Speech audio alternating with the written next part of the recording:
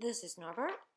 Oftentimes with resource guarding, general confidence is difficult. Norbert's in his secondary sensitive period. He's having some issues with noise, with new objects, with changes in the environment. Um, for some dogs, this particular developmental period can be a little more difficult, and Norbert's had some trouble. You can see he's really not sure about getting on the cot. We've done a little bit of work before. Got one paw, two paw, he'd walk over it. He's making those choices now, which are great.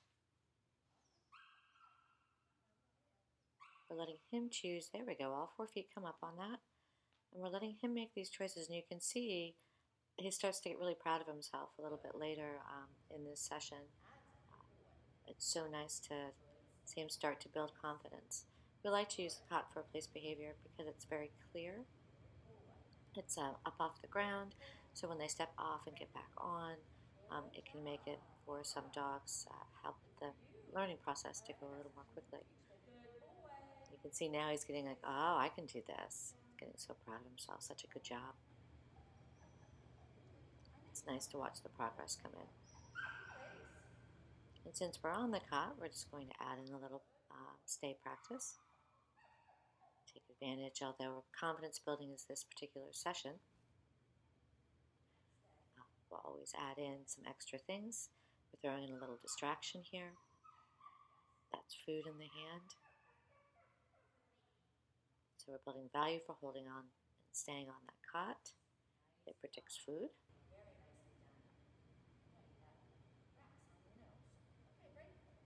Now we're going to move over to a new object. Norbert's never seen this particular object before. This is that's a donut that we use for conditioning. When you step on it, it moves, so it's not super stable. He's going back to the cot because that paid last.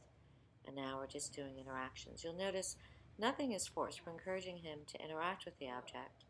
I'm seeing if I can get him to be brave enough to touch it with a paw, but he doesn't have to do anything. This is allowing him to move at his own pace. Where I position the treat is to try to see if I can get him to offer that particular action of putting a foot up on it. He's thinking about it, but not really sure. What I love about what he's doing is he's not running from the object. Now he's offered putting a head in the center of this donut. So I'm actually making the decision to accept that as something that's rewardable.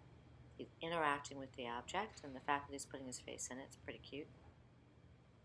Here you go, buddy.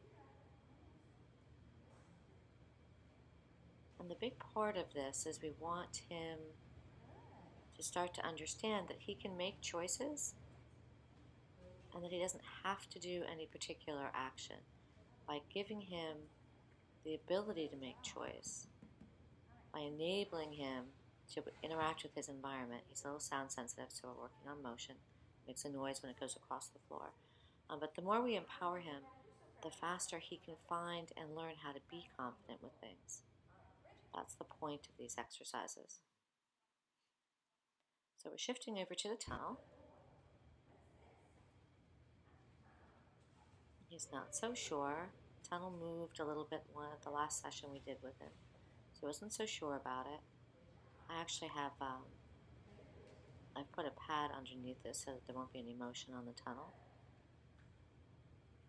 And trying to see, you can see it has his toes back, but as we put food in, he has gone through it before, and there we go. Now he's starting to get a little bit more confident with it. He's digging deep. There's a texture so they don't slip inside that tunnel, which feels funny on their feet. Good boy. Look at that. How brave. Now he likes this little bridge. So we're going to end this with a little bridge because he likes to go over top of it. He thinks this is fun.